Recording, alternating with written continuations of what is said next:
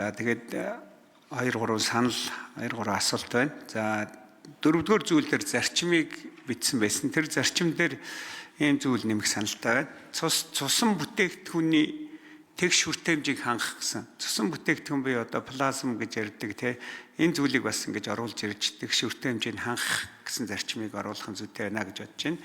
За гишүүд бас их ярьж байна. Дэлхийн эрүүл мэндийн байгууллагын бодлого бол одоо 100% сайн дурын авлаггүй донорын тогтолцоо. За нөгөө талаас цусны аюулгүй байдал, үндэсний нэгдсэн систем гэсэн ийм 3 толгуур дээр бол үндэслэсэн байгаа.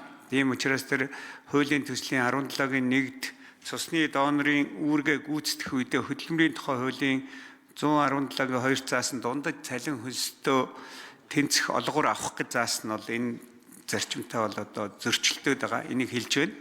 Ийм учраас бид тэр одоо нөхөн тэнцэх олгоор гэхээсээ илүү тухайн үйл ажиллагаанд оролцсонтой холбоотой шууд зарлыг нөх хэлбэрээр одоо тийм дэмжлэг үзүүлвэл ямар байсан бэ? Өөрөөр хэлбэл одоо зөвхөн нөхөн олгоор хоол юм уу унаа тийм шууд гарч байгаа зардалтай нь холбоотой нийт одоо энэ донорт тэгшүүлчлэх энэ зарчмаар байх хэрэгтэй. Тэгэхгүй бол одоо хөдөлмөр эрхэлдэг хүмүүс нь энэ боломжийг хүртээд хөдөлмөр одоо эрхлээгүй донорт бол энэ зохицуултаас зохицохгүй байна уу гэж ингэж харж байна.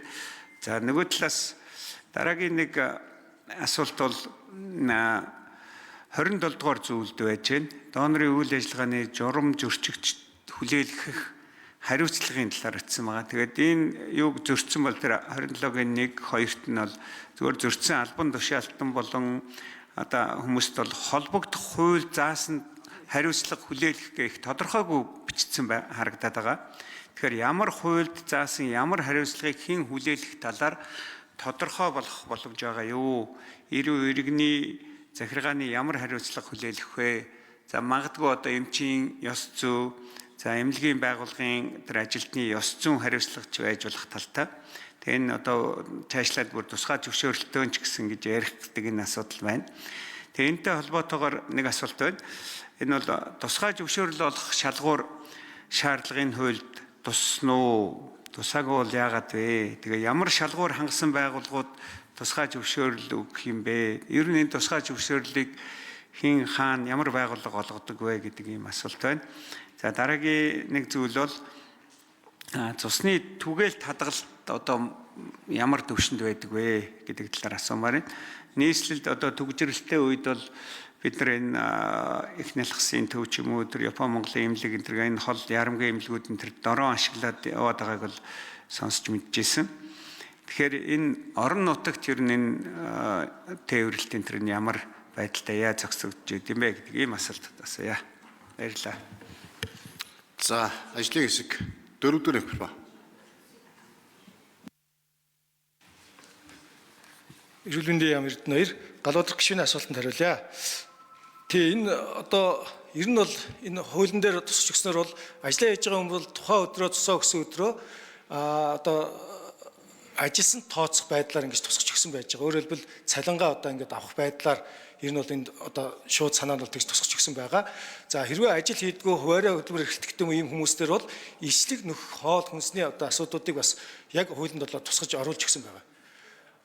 Ер нь одоо энэ дээр ажил хийж байгаа хийхгүй байгаа хүмүүстэр нөгөө хөдөлмөрийн харилцаанд орж байгаа хэсгээс хамаарат бас одоо зохицуултууд нэг тустай байхаар бид нар бол ингэж тооцож өгсөн. Тэгээд яг одоогийн байдлаар бол нөгөө нэг хүнд тооцох илчлэгийн хэмжээ яг өнөөдрийн төсвийн байдлаар бол одоо 8900 төгрөг байгаа. Тэгэхээр энэ бол одоо хангалтгүй байна гэдэг бас энэ тооцоолууд хийгдсэн. Тэгэхээр энийг одоо бид нар бас яг энэ хуулийн дээр зааж оруулж өгснөөр бас тодорхой хэмжээнд нэмэгдэж өгнө. Буюу өөрөөр хэлбэл тухайн хүнд одоо цус өгөөд алдаж байгаа энергийг нөх энэ боломжуудыг бүрдэж өгнө гэж ингэж харж байгаа. За энэ тусгай зөвшөөрөл гэдэг дээр бол одоо яаж юм гэхээр магадлал итгэмжсэн эрүүл мэндийн байгууллага бол одоо цус авах одоо үйлдвэрлэхтэй шинжлэх тэгээд одоо олгох энэ үйл ажиллагаануудыг бол яг ийм одоо зөвшөөрөл авсан байгууллагууд гүйцэтгэнэ гэдэг байдлаар томьёологдож орж ирж байгаа. Яг тусгай зөвшөөрлийн тухай хууль дээр бол яг энэ тухайлсан одоо бас заалтууд бол байхгүй байгаа. За энэ Улаанбаатар хотын төгсөлттэй холбоотой маш их одоо асуудлууд гарч ирдэг. Ялангуяа яаралтай үеийн одоо цуцсан бүтээгдэхүүн шаардлагатай үед дээр одоо үнэхээр одоо энэ цусыг одоо энэ төгжиртэй үед яаж хүрэх вэ гэдэг асуудал бол нэлээд тулгамддаг. За эндээ цус хэлбэр судлалын үндэслэлтэй 2020 оноос хойш төсөл хэрэгжүүлээд энэ одоо дроныг одоо бас энэ үйл ажиллагаанд нэвтрүүлж өнөөдрийн байдлаар 14 эмнэлэг дээр одоо бас энэ дроныг одоо бас ашиглах энэ боломжуудыг бүрдүүлж ажиллаж байгаа.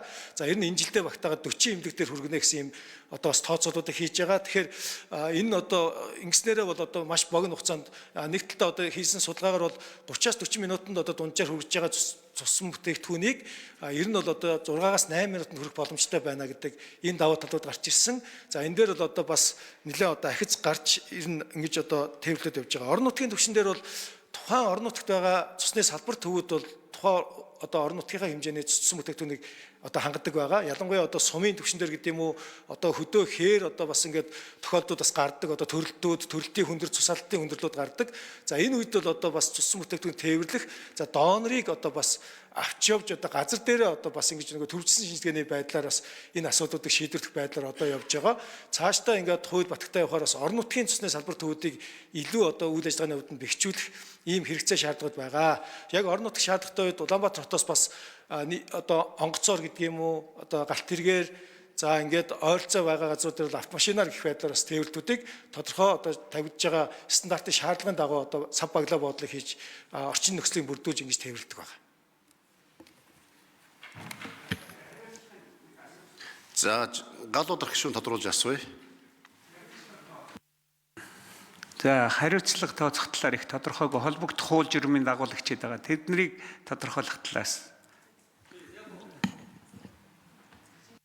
За ажлын хэсэг 4-р эмх ба. Гадаад гишүүний асуултанд нэмэлтээр хариулъя. За энэ хариуцлагын асуудал бол хамгийн их чухал асуудал байж байгаа. За энэ дээр одоо бид нар яг төрийн албаны тухай хууль дээр энэ ёс зүйн асуудлууд бас ингээд тусгагдсан байгаа учраас яг энэ хуулийн одоо томьёол дээр төрийн албаны тухай хууль гэдэг байдлаар ингээд орлоод өгсөн. Энэ дотроо бол одоо бас таны төрийн үндсэн ёс зүйн асуудлууд ингэж орж байгаа.